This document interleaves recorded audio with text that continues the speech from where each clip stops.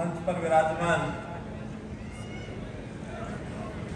हमारे मुख्यमंत्री, मेरे बहुत ही युवा साथी, हम दोनों ने लगातार लगभग 30 साल पार्टी का काम साथ साथ किया है। ऐसे मैं इनको साथी कहूँ, अपना छोटा भाई कहूँ, सहयोगी कहूँ, आज के संघर्ष युवा मुख्यमंत्री कहूँ, जितने विशेषण लगा दिए जाएं उतने कम हैं। ऐसे भाई नायब सिंह सैनी जी,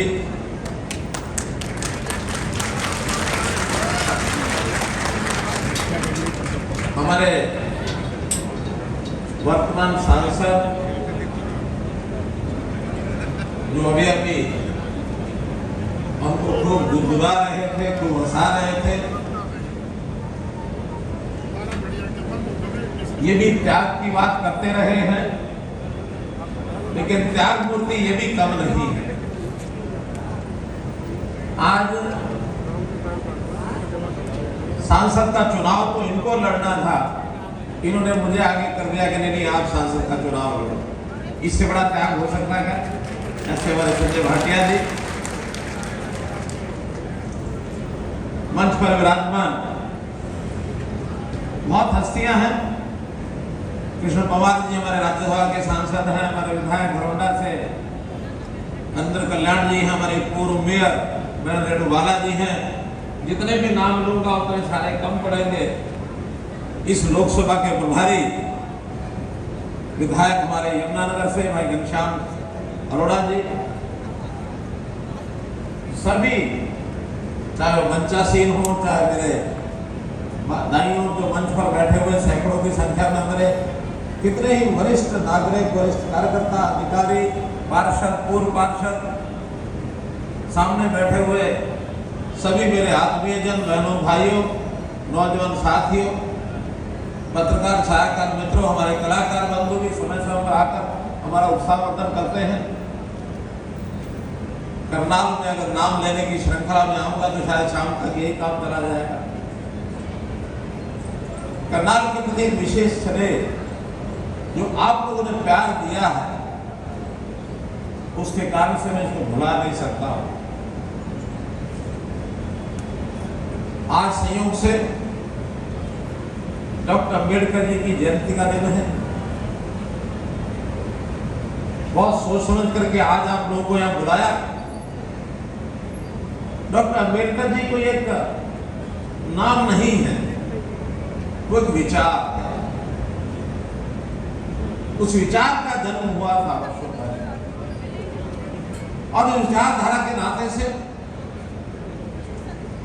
भले ही अंग्रेजों से 1947 में हमने आजादी तो प्राप्त कर ली, लेकिन अंग्रेजों का जो विचारधारा थी, अंग्रेजों का जो काम करने का ढंग था, बहुत निराला था। उससे अगर आजादी हमको किसी ने दिलाई है, उस विचारधारा के नाते हमारे संविधान का निर्माण करने वाले डॉक्टर भीमराव अंबेडकर जी ने आजादी दिलाई है। आज हम चुनाव की बात कर रहे हैं, प्रत्याशी के नाते हमारे मुख्यमंत्री वो भी चूंकि प्रत्याशी बनने जा रहे हैं करनाल विधानसभा से, और करनाल लोकसभा से मेरे नाम की घोषणा हुई है, तो मैं भी आपसे वोट की बात कर रहा हूं। लेकिन अब ये वोट का अधिकार दिलाया किसने? हम सबको वोट का अधिकार जो दिलाया है वो डॉक्टर अंबेडकर जी की कलम ने दिलाया है। धन्यवाद। उन्होंने, अपना देश लोकतांत्रिक देश है, हर 5 वर्ष में जनता का अधिकार होना चाहिए कि वो अपने विधायक का चुनाव करें, अपने सांसद का चुनाव करें, और स्थानीय निकाय चुनाव में अपने पार्षद का करें, अपने पंच का करें, अपने पंचायत समिति सदस्य का करें, लोकसभा अपना जिला परिषद सदस्य का करें। ये सारी कृपा डॉक्टर अंबेडकर जी के कारण से हुई है। मित्रों, डॉक्टर अंबेडकर जी एक महान व्यक्तित्व, उस समय के ऐसा कहा जाता है कि सबसे ज्यादा पढ़े लिखे व्यक्ति एक वकील के नाते डॉक्टर अंबेडकर थे। जब देश की आजादी मिली, जब संविधान की बात आई, तो संविधान सभा के लिए, उससे पहले संविधान का प्रारूप बनाने के लिए कमेटी ये बनाई जाती है। वो कमेटी जब बनी, उस कमेटी में कुल 7 लोगों का चयन किया। 7 में से एक डॉक्टर डॉक्टर अम्बेडकर थे। अब डॉक्टर अम्बेडकर भले ही अनुसूचित जाति संबंध रखते थे, 2 सिर्फ अनुसूचित जाति के उस समय सदस्य थे, 5 अन्य जातियों के संबंध सदस्य थे, लेकिन इनकी योग्यता इतनी थी, सबने मिल करके अगर उस समिति का प्रधान बनाया, उसका चेयरमैन बनाया, तो डॉक्टर अम्बेडकर को बनाया। बाद में एक घटनाक्रम है कि उसके बाद संविधान सभा बनी है। 296 लोगों की संविधान सभा बनाई गई सन 48 में। उसके अंदर जब चयन करना था, हर प्रदेश को अपने अपने मेंबर चयन करने थे। अब ये क्योंकि महाराष्ट्र के रहने वाले थे, लेकिन महाराष्ट्र में कांग्रेस के लोगों का शासन था, उन कांग्रेस के लोगों ने और महाराष्ट्र से इनको सदस्य चुनकर नहीं भेजा। डॉक्टर अम्बेडकर को 296 की समिति के लिए नामांकन करके चुनना था सदस्य, महाराष्ट्र के कांग्रेस के लोगों ने नहीं चुना। आखिर बंगाल के लोग आगे आए कि नहीं, डॉक्टर अम्बेडकर को उस 296 के सदस्य में समिति में जरूर होना चाहिए, क्योंकि समिति में सदस्य बनेंगे तभी तो प्रधान बन पाएंगे। बंगाल ने इनको सदस्य चुना। फिर बाद में सारे देश के लोगों ने इनको अपना चेयरमैन चुना, अध्यक्ष चुना। जब लोकसभा के चुनाव की बात आई, तो चुनाव में खड़े हुए 1951 के अंदर, लेकिन पैरेलली कांग्रेस के लोगों ने इनके सामने एक और कैंडिडेट खड़ा कर दिया। जवाहरलाल नेहरू इनके विरोध में प्रचार करने के लिए गए, ताकि ये लोकसभा के सांसद न बने, और इनको हरा दिया। 1953 के अंदर या 54 के अंदर फिर से बाई इलेक्शन हुआ, तब भी इनको साथ नहीं दिया।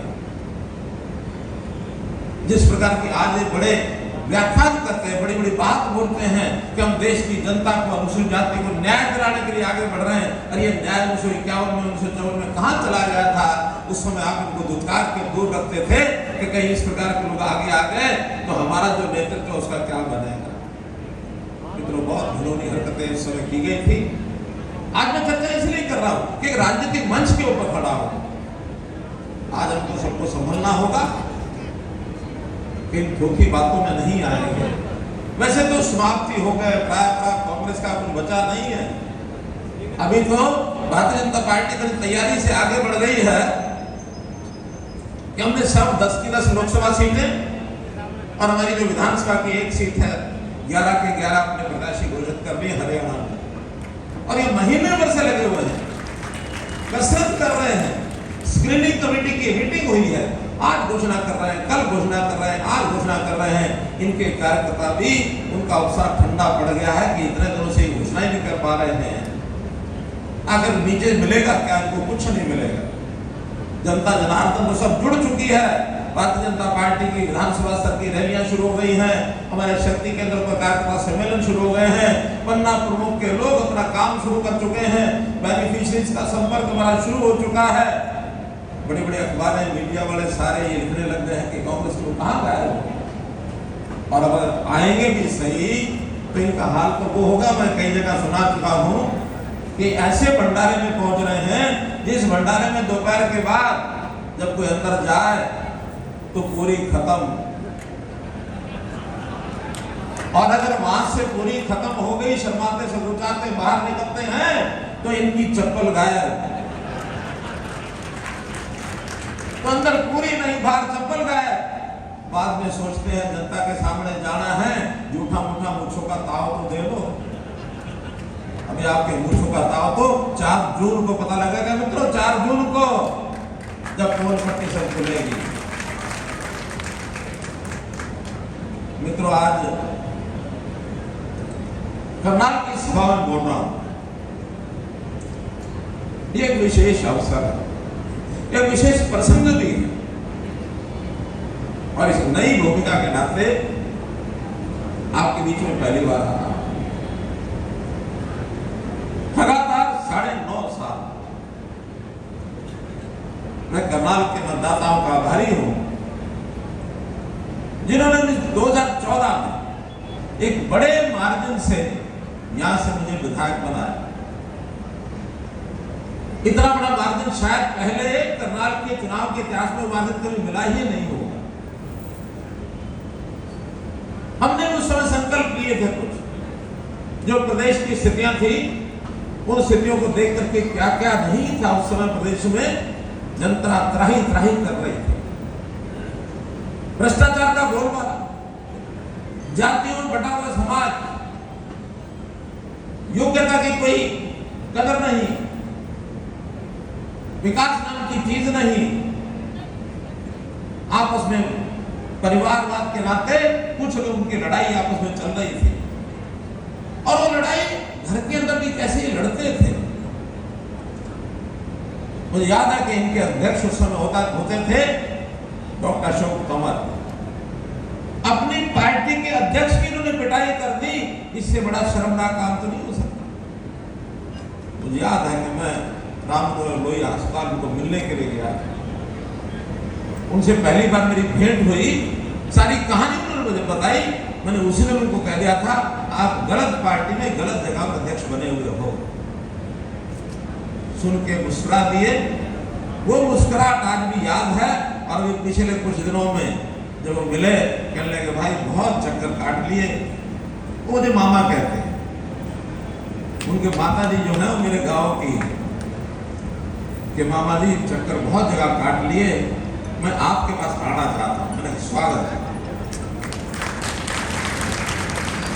डॉक्टर अशोक तंवर को ला करके हमने सिरसा से लोकसभा का चुनाव लड़ा है। बहुत होनहार व्यक्ति है, लेकिन इनको होना नहीं चाहिए, इनको बापू बेटा चाहिए। पिछले दिनों में आपने सुना ही होगा कि भूपेंद्र सिंह हुड्डा ने कहा कि पिछली बार हम दोनों लड़ गए थे बापू बेटा, इसलिए दोनों हार गए। दोनों क्या क्या हार, 10 की 10 हार गए, दोनों थोड़ी हार गए। अच्छा, इस बात को एक लड़ेंगे, इसका मतलब यह है कि बापू बेटे की मदद करेगा, बेटा बापू की मदद करेगा, पार्टी कहां गई आपकी? यहां तो बिना बापू बेटे के भी पार्टी के साथ इतने सारे लोग जुड़े हुए, परिवार के सदस्य, इस सब ने 2019 के चुनाव में अपने सीने पर बनियाने पहन करके लिख लिया था, मैं ही मनोहर। लिखा था ना, लिखा था ना, सब मनोहर लाल बन गए। ये होता परिवार की कल्पना। हम एक परिवार के साथी हैं, जिसके दिन में जो काम है वो करता है। परिवार के नाते सब साथ चले हैं। आज 9.5 साल के बाद भूमिका बदली है, और उस भूमिका बदलने में मैं मानता हूं कि अगर मुझे खुशी है तो आपको भी खुशी होगी। अगर मुझे खुशी है तो आपको भी खुशी होगी। ये घर कांग्रेस पार्टी नहीं है जहां कुर्सियों की लड़ाई होती है। कुर्सियों की लड़ाई में एक बार मिल जाए तो वो छोड़ने वाला नहीं होता, ऐसे पकड़ के बैठ जाता जैसे गद्दी ज्यादा दूसरी की सारी उम्र के, और धक्के मार के वो छुड़वा भी दे तो उस कुर्सी को पकड़ने वाले फिर कितने होते हैं?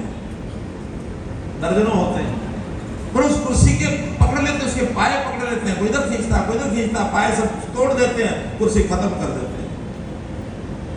और एक ये भारतीय जनता पार्टी है, यहां हम लोग आपस में मिलकर के काम करते हैं। जैसे एक पिता अपनी दुकान पर अपने बेटे को अपने होते होते लकड़ी तराजू पकड़ा देता है, हिसाब का पकड़ा देता है, बेटा चल संभाल। जैसे किसान अपने खेत की हल की मुट्ठी वो पकड़ा देता है, उसको सिखाता भी, चलो भाई हल चला कैसे चलता, कहीं ऐसा ना हो कि फाड़ी जो है वो कहीं बैल के पैर में ना लग जाए। थोड़ी देर साथ साथ चलता है, फिर उसके बाद वो भी छोड़ के चला जाता है। एक खाती रंधा पका लेता बेटे को, चल लकड़ी को जो है जरा घेस, इसको ठीक कर। लोहार अपनी हथौड़ी जो है और वो धोकड़ी जो है उसमें बेटे को पकड़ा देता है। कितने खुश होते हैं कि अपने रहते रहते हमने सब पकड़ा दिया। झगड़ा होता है क्या कोई? तो क्या हम भी सब लोग मिलकर अपनी जिम्मेवारी अपने रहते रहते किसी साथी को दे दें, तो इसमें गलत क्या है? अच्छी बात है ना, अच्छी बात है ना। और मेरे भाई, जहां तक करनाल विधानसभा की बात है,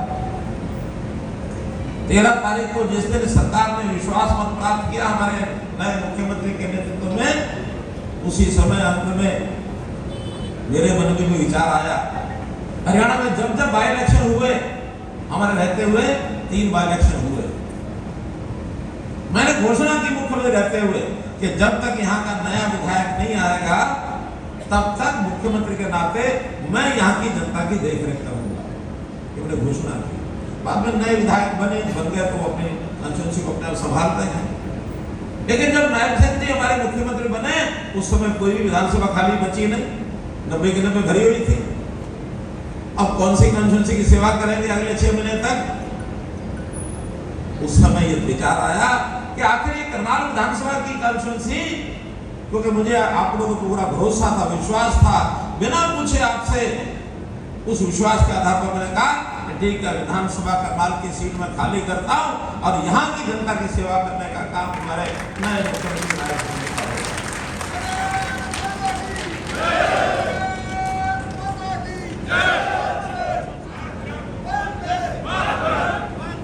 मित्रों, ये राजनीति हमारी वैसी नहीं है जैसी कांग्रेस की।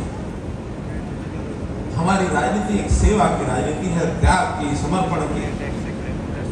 इस त्याग और समर्पण की राजनीति करते हुए मोदी जी के नेतृत्व में आज सारा देश आगे बढ़ रहा है, दुनिया में हमारा नाम हो रहा है, दुनिया को भी हमने एक परिवार माना है। मोदी जी कहा करते हैं, अयम निजा प्रोवेति गणना लघु चेतसा उदार चरिता नाम तो वसुधैव कुटुंबकम। ये पूरी वसुधा, पूरा संसार एक परिवार है। उसकी सेवा करने के लिए अपने देश को संभालते हुए अच्छी दिशा दे करके अपने देश को दुनिया में बड़ा स्थान दिलाएंगे। आज दुनिया में हमारा देश नरेंद्र मोदी जी के कार्य से बहुत बड़े स्थान पर प्राप्त हो गया।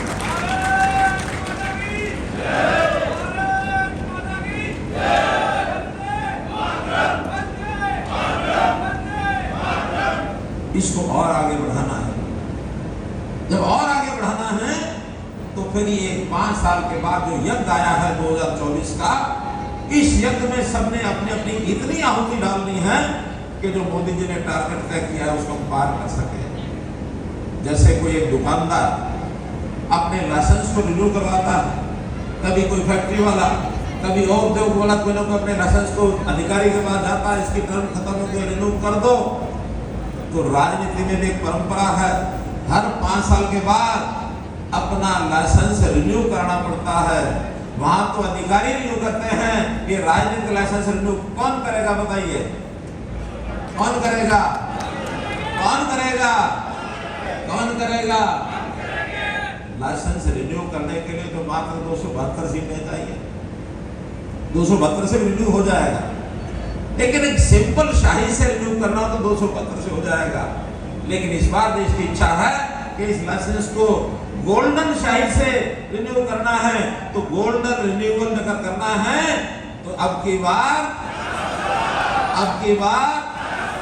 400 पार, और उस 400 में 10 हरियाणा की हैं, 10 में 1 करनाल और पानीपत मिलाकर के इस लोकसभा की है। अब 10 तो पहले भी जीती हुई हैं, तो इस बार भी 10 जीतेंगे जैसे पहली जीती थी। तो फिर कौन सी अपने करामात कर दी? करामात ये करनी है कि पहली बार तो देश में संजय भाटिया जी को जिताते समय हमारी सीट का जो मार्जिन इतना आया था कि देश में दूसरे स्थान पर हम आ गए थे। पहले स्थान पर गुजरात थी।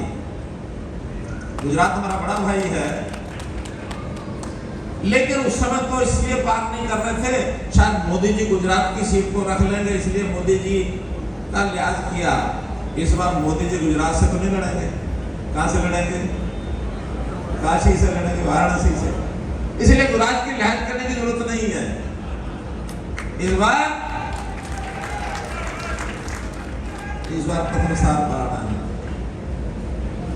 और इसी प्रकार से जो करनाल विधानसभा है, इस विधानसभा में भी आपने 2014 में जो मार्जिन लिया था, 19 में थोड़ा कम हुआ, ठीक है, दूसरी बार था। लेकिन जब भी कोई मुख्यमंत्री रूप में, उस समय तो मैं मुख्यमंत्री तो नहीं था, मैं तो खाली एक विधायक का चुनाव लड़ रहा था। लेकिन इस बार ये जो बाय इलेक्शन है ये मुख्यमंत्री लड़ रहे हैं, तो मुख्यमंत्री लड़ रहे हैं तो 2014 से ज्यादा मार्जिन ये इस बार आपको करके देना चाहिए। देंगे देंगे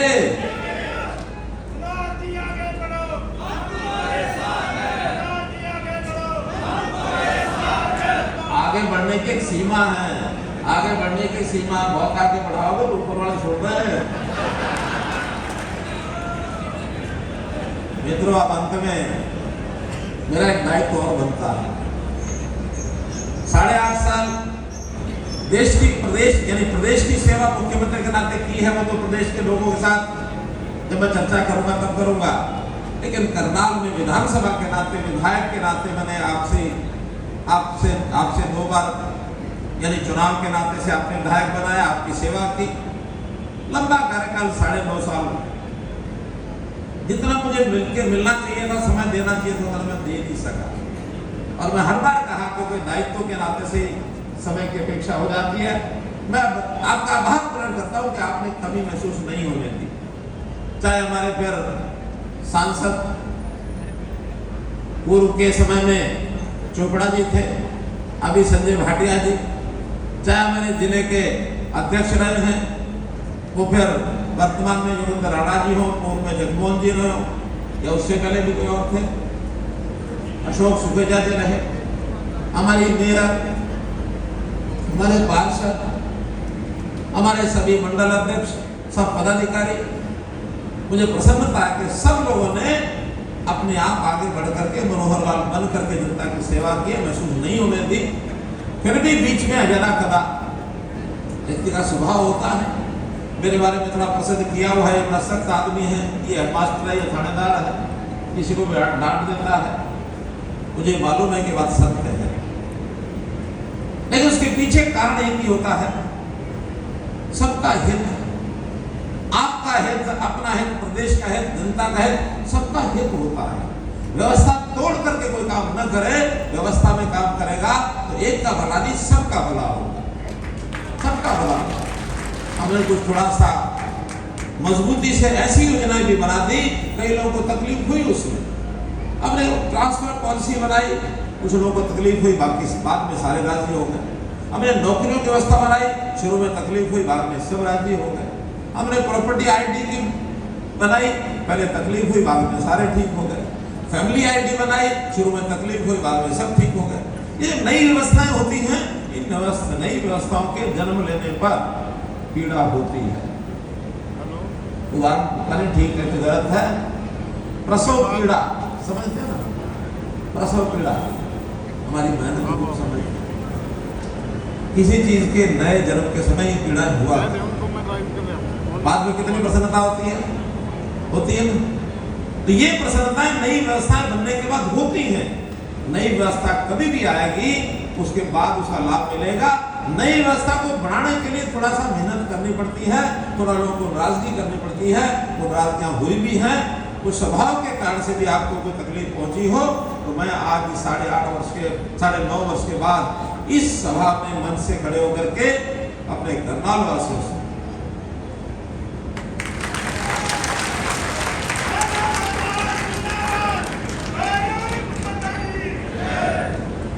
अपना परिवार लगातार बढ़ रहा है। जैसा आज बहुत से लोगों ने, यहाँ सैकड़ों हजारों लोग आए हैं जिन्होंने पार्टी ज्वाइन की है। प्रमुख लोगों को तो हमने मंच पर ज्वाइन कराया है, बाकी उनके साथ साथी सहयोगी हैं, ये मान लें कि भी वो सब पार्टी में शामिल हो गए। अब और आगे जहाँ जहाँ सभाओं में कार्यक्रम में जाएंगे तो विधिवत उनको भी पटका पहनाकर ज्वाइन कराया जाएगा। हमारे संजय भाटिया जी ने कुछ नाम तो आपके सामने लिए हैं, विजय पाल जी का नाम लिया है, अपने रविंद्र चौधरी जी, सुभाष सिंगला जी, हरमुद्दीन जी, एक नाम उस समय नहीं ले पाए, वो हमारी बहन कमलेश सैनी बैठी है।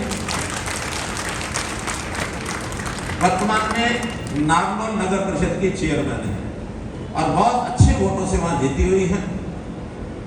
शुरू में ये भाजपा के साथ ही चलना चाहती थी, लेकिन कुछ कारण कई बार हो जाते हैं। उस समय ये दूसरी पार्टी में चली गई, वहां से उन्होंने चेयरमैन का चुनाव लड़ा, जीत गई।